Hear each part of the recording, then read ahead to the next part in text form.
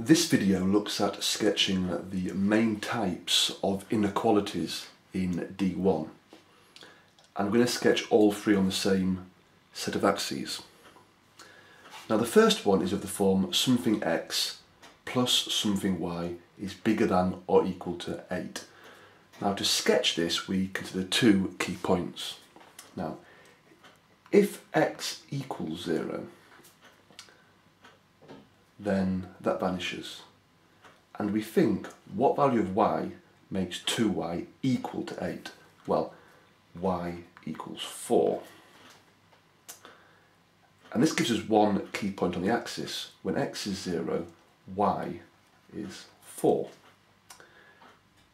And the other key point is if y equals 0, so we block off the 2y, and that gives us x is equal to 8. So we effectively ignore the inequality. So the other point is when y is 0, x equals 8. So the line itself passes through those two coordinates. And then we want to be bigger than, so we want to be above the line.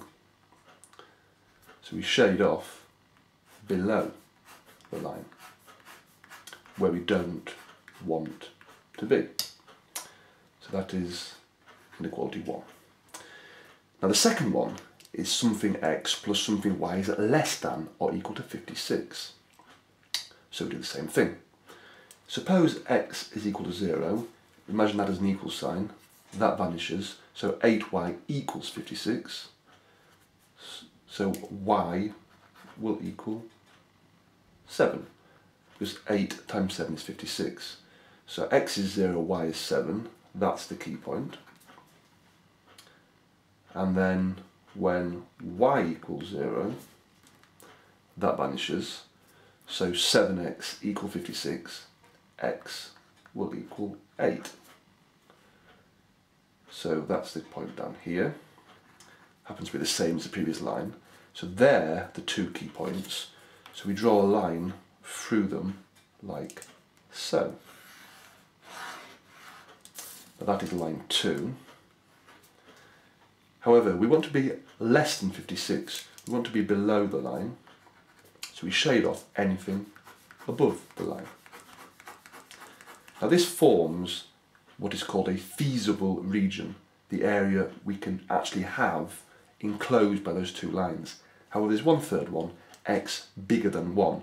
Well, the line x equals 1 is a vertical line passing through x equals 1. And I want to be bigger than 1, i.e. to the right of 1, so therefore I shade off anything less than 1. And so I'm left with a nice triangle region called the feasible region. And the other videos in this series look at this region in relation to the solutions of linear programming problems.